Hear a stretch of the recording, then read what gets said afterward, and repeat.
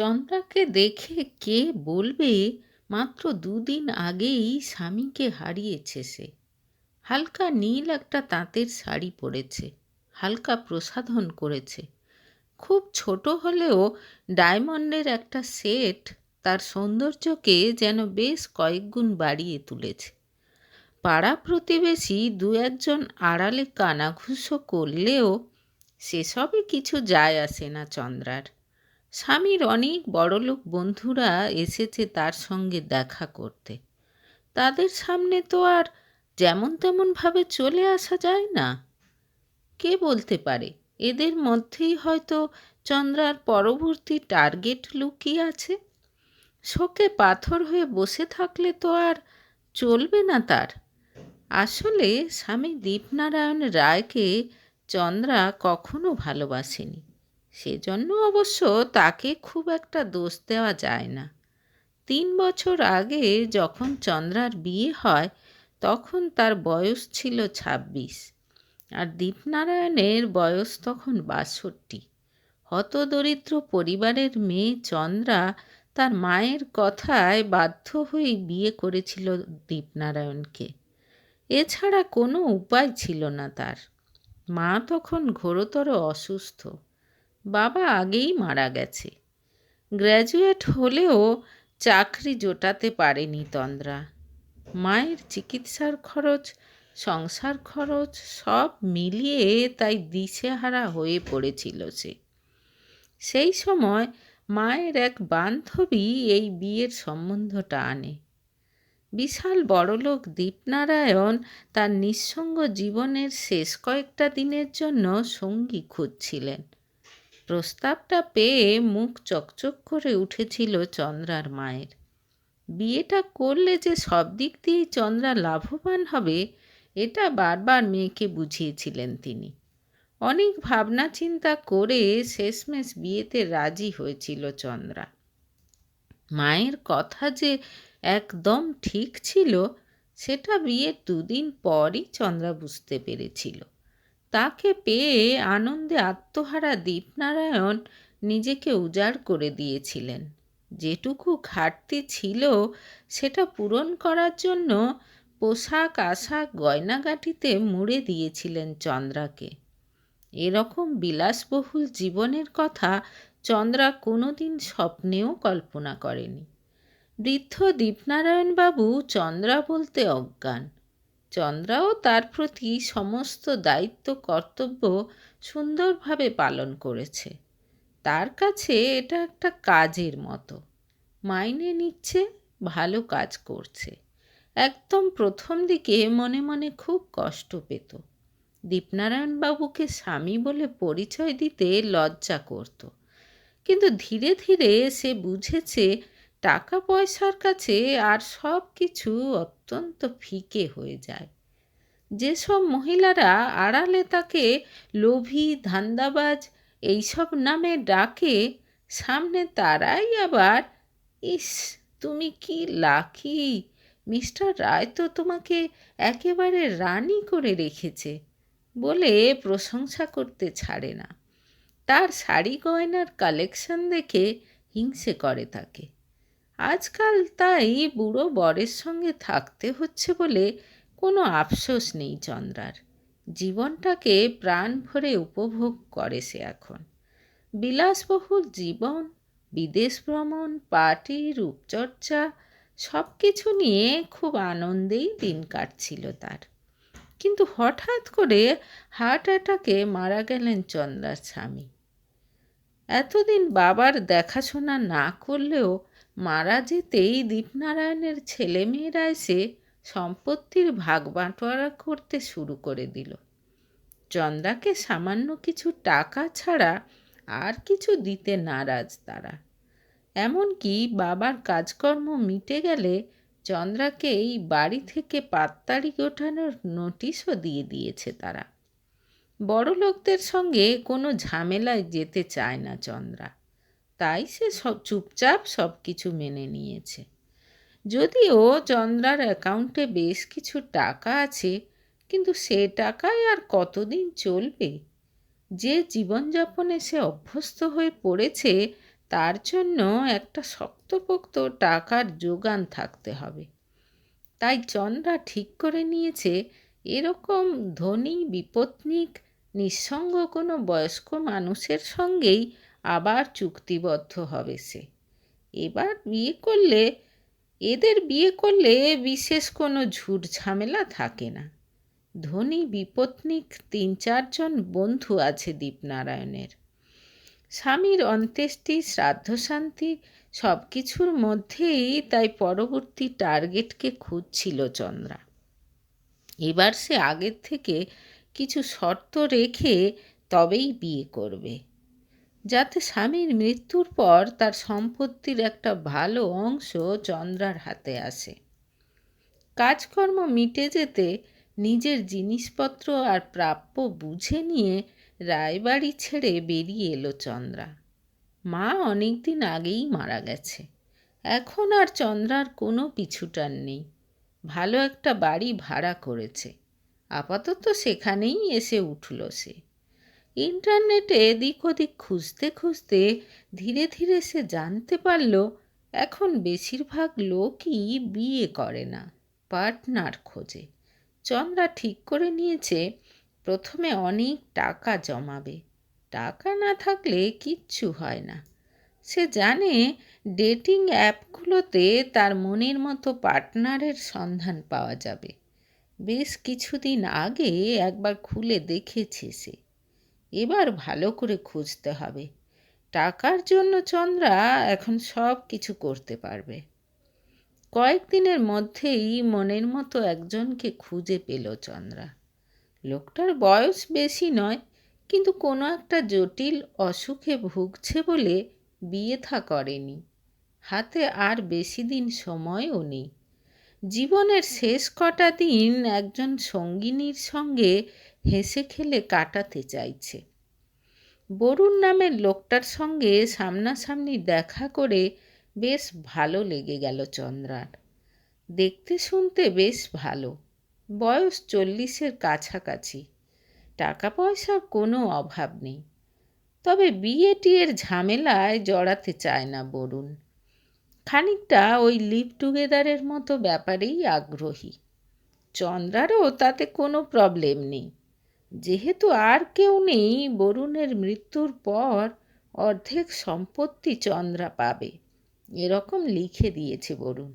আর বাকি অর্ধেক যাবে কোনো এক অনাথ আশ্রমে।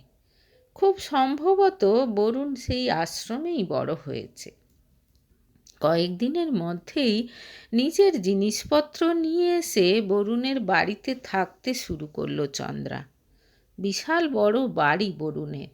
সব কিছু জেনে আর দেখে শুনে খুব খুশি চন্দ্রা। বেশি দিন এই সম্পর্কটাকে টানতে হবে না।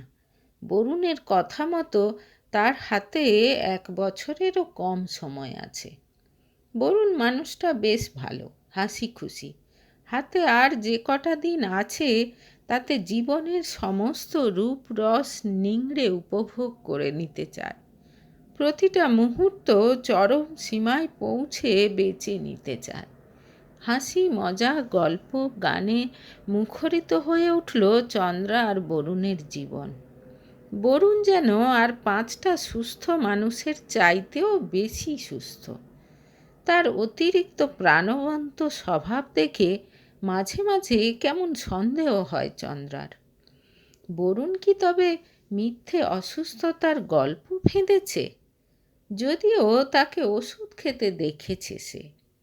লুকিয়ে লুকিয়ে একদিন বরুণের আলমারি খুলে তার সমস্ত রিপোর্ট দেখে নিল চন্দ্রা। না, লোকটা তাহলে মিথ্যে বলেনি। সত্যিই অসুস্থ সে। অসুস্থ হলে তুমি কিন্তু আমাকে হসপিটালে নিয়ে যেও, ফেলে পালিয়ে যেও না যেন, হাসতে হাসতে একদিন বলল বরুণ। কথাটা যেন চন্দ্রার বুকে বড় বেশি বাজল। বরুণ কি তাকে এরকম ভাবে? এতটাও স্বার্থপর সে নয়। 5-6 মাস ভালোভাবে কেটে যাওয়ার পর ধীরে ধীরে অসুস্থ হতে শুরু করলো বরুণ। অসুস্থ অবস্থাতেই বরুণ দেখল দিন রাত ল্যাপটপ খুলে কি যেন করছে চন্দ্রা। অবশ্য তার যত্নের কোনো ত্রুটি হচ্ছে না। দুবার বাড়িতে ডাক্তার ডেকে নিয়ে এলো চন্দ্রা। ওষুধপত্রও সময় মতো খাইয়ে দেয় বরুণকে। তবু মনটা কেমন যেন খারাপ হয়ে গেল বরুণের। সে এখনো বেঁচে আছে, আর এরই মধ্যে দিনরাত ল্যাপটপের মধ্যে মগ্ন হয়ে নিশ্চয়ই নতুন কোনো সঙ্গী খুঁজছে চন্দ্রা।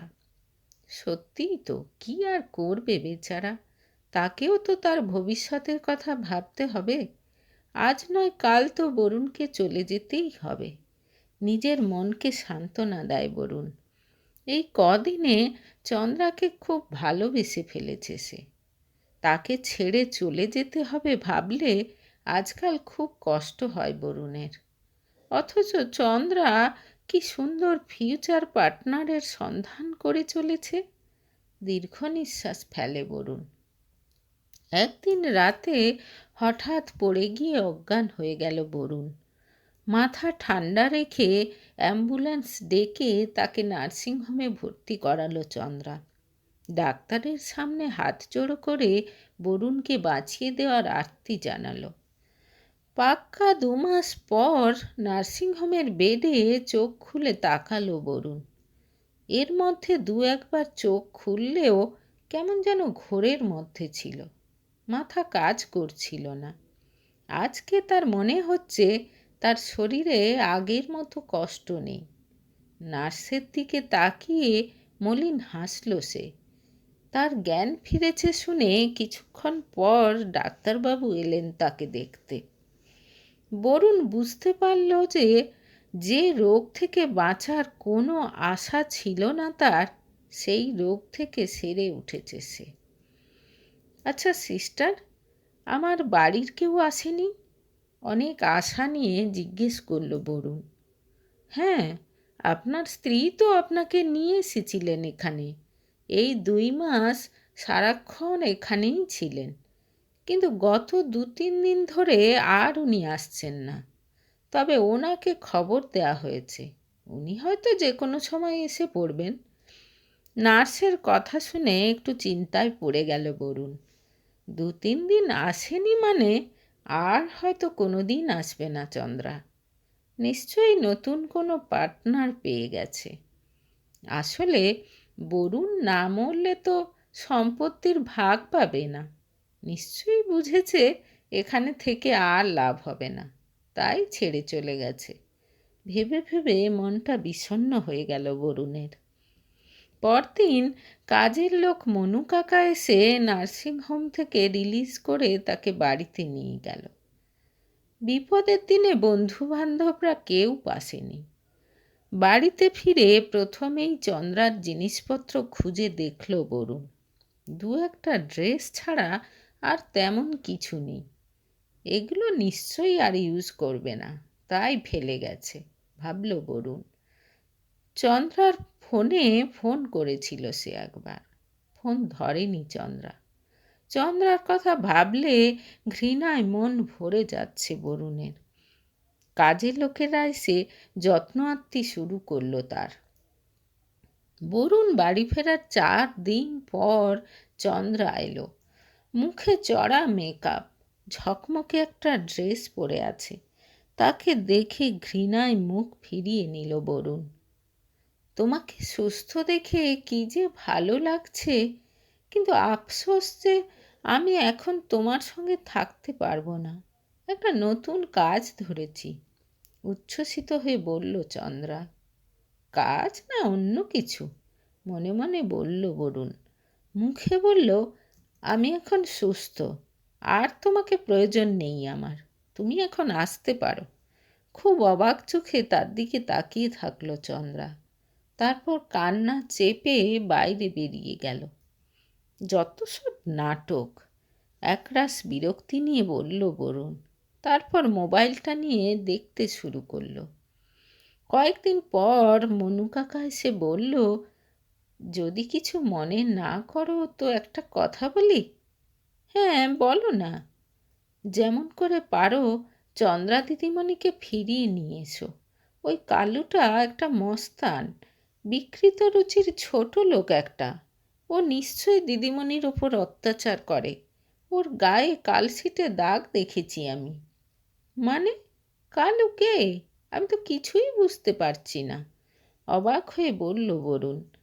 এরপর বরুণ জানতে পারল তার অসুস্থতার সময় সবাই যখন নার্সিংহোমে ছোটাছুটি করছে, সেই সময় খালি বাড়ি থাকার সুবাদে তার চিকিৎসার জন্য রাখা সমস্ত টাকা, এমনকি চন্দ্রার গয়নাগাটিও চুরি হয়ে গেছে। বাধ্য হয়ে তার চিকিৎসার জন্য কালুর থেকে টাকা ধার করেছিল চন্দ্রা। বিনিময়ে কালুর কাছে ধরা দিতে হয়েছে তাকে। কালুর মর্জি মতো তাকে সঙ্গ দিতে হয়েছে। কোনো কথা বলতে পারল না বরুণ। তার চিকিৎসার জন্য এইভাবে টাকা জোগাড় করেছে চন্দ্রা, অথচ সে তার সম্পর্কে কত খারাপ কথা ভাবছিল। স্থাবর অস্থাবর নিজের যা কিছু সম্পত্তি ছিল সব কিছু কালুর নামে লিখে দিয়ে অবশেষে চন্দ্রাকে তার কাছ থেকে ছাড়িয়ে আনলো বরুণ। বাড়ি ফিরতেই সরাসরি চন্দ্রাকে জিজ্ঞেস করলো, এত কিছু করার কি দরকার ছিল? কেন চলে গেলে না আমাকে ছেড়ে? আমি অসুস্থ হওয়ার পর তো দিন রাত পার্টনার খুঁজতে, সেরকম কাউকে পাওনি বুঝি? বরুণের কথা শুনে আহত চোখে তার দিকে তাকিয়ে থাকল চন্দ্রা। তার ওপর বরুণের অভিমানের কারণ বুঝতে পারল সে। করুণ হেসে বলল, তোমার সঙ্গে থাকতে শুরু করার পর থেকে আজ পর্যন্ত আমি আর কোনো পার্টনার খুঁজিনি। তার কারণ আমি তোমাকে ভালোবেসে ফেলেছিলাম বরুণ। মিথ্যে কথা। দিনরাত ল্যাপটপে কি করতে তুমি? দিনরাত ল্যাপটপে সার্চ দিয়ে আমি তোমার রোগ সম্পর্কে জানতে চাইতাম।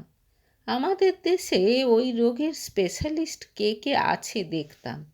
চেষ্টা করতাম তাদের সঙ্গে যোগাযোগ করার।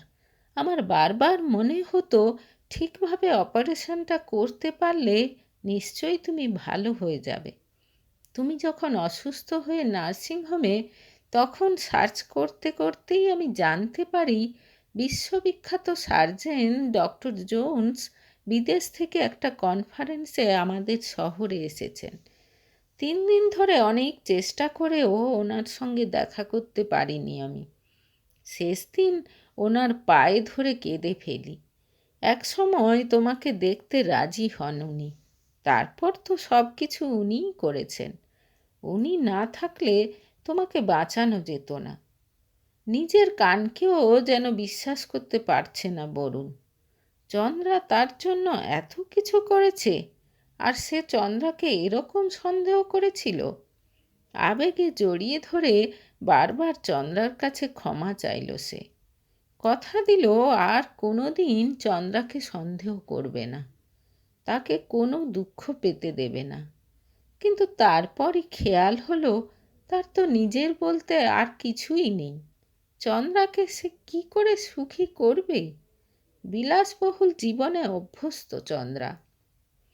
কিচ্ছু চিন্তা নেই। এখন আমি বুঝি জীবনে টাকাটাই সব নয়। তোমার মতো পার্টনার পেলে সব কিছু মানিয়ে নিতে পারবো আমি। জড়িয়ে ধরে বরুণকে আশ্বস্ত করল চন্দ্রা। আর তোমার মতো পার্টনার পাশে থাকলে আবার একদিন সাফল্যের চূড়োয় পৌঁছে যাব আমি। চন্দ্রার অধরে ভালোবাসার স্বাক্ষর এঁকে দিতে দিতে কথা দিল বরুণ। আর পার্টনার নয়, এবার স্বামী স্ত্রী। বলতে বলতেই ঘরে ঢুকে এলো মনু কাকা। চমকে উঠে দুজন দুজনকে ছেড়ে সরে দাঁড়ালো তারা। তারপর সমস্বরে বলে উঠল, অবশ্যই। তিনজনের হাসিতে ভরে উঠল ঘরের ভেতরটা।